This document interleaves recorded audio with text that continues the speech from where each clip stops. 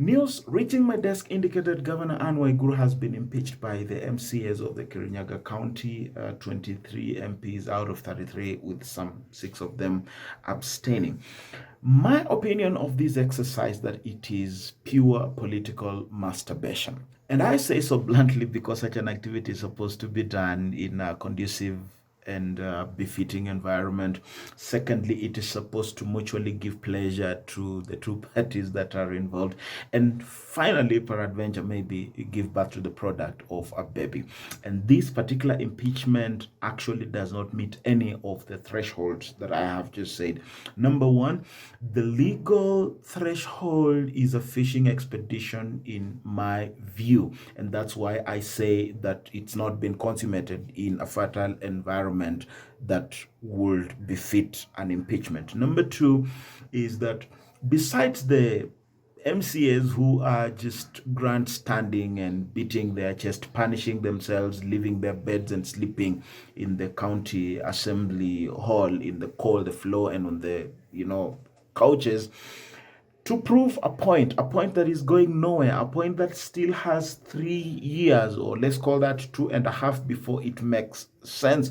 And you're trying to beat somebody who is on top of the game with all the instruments of power. There is no coup that has taken place. The person for whom you are fighting has not resigned from government. It's all but inconsequential political masturbation, as I put it. But finally, there is no outcome that is meant to come out of it. It's inconsequential legally, politically, and economically. Now, go and ask Governor Wambora, who was impeached twice by his county assembly and the Senate at the same time. But the Supreme Court said no baby to be delivered, stillbirth. And Governor Wambora ended up to run his full term and to spit on the faces of those MCAs and what have you. The guy was duly elected after. Now, there is something that you have just done which you do not understand, so I could educate them. If you want somebody to suffocate, sometimes it's better off to just ignore the person and let them die a natural death.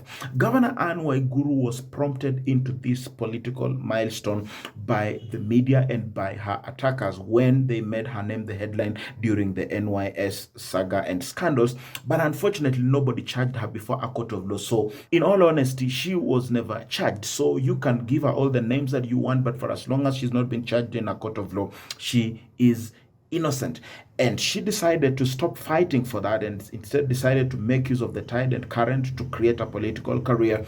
And she was elected governor of Kirinyaga County. The truth of the matter is that the attempt to impeach Governor Waiguru has just given her a lifeline, because as she fights this political battle for survival, that is how she is going to come around and come alive. It is proven that there is no bad publicity. That is how Donald Trump accelerated his path into power, and that is how the ego of William Ruto was created when every newspaper printed him as a headline and every news item had Ruto as a headline. That is how the euphoria and the name of William Ruto was created. NYS bringing up the name of Waiguru is what catapulted and catalyzed Waiguru into the limelight. Now, having begun an onslaught on her, politically speaking, is what is going to drive her in the years to come, because she will survive. And as I finalize this, it is inconsequential because you will need Senate to approve this motion. Senate is going to quash these hands down because Uhuru controls Senate. And let's just put it that Uhuru and Baba control Senate, and Waiguru is their chosen queen. Take that to the bank. She is the only candidate that Mount Kenya has to bargain for power in the next dispensation, either as a deputy prime minister or as a vice president, or one of the vice president, if at all that only kind of nomenclature is going to be adopted. So fighting her is just giving her a ride to the top. Take that to the bank and stop the masturbation.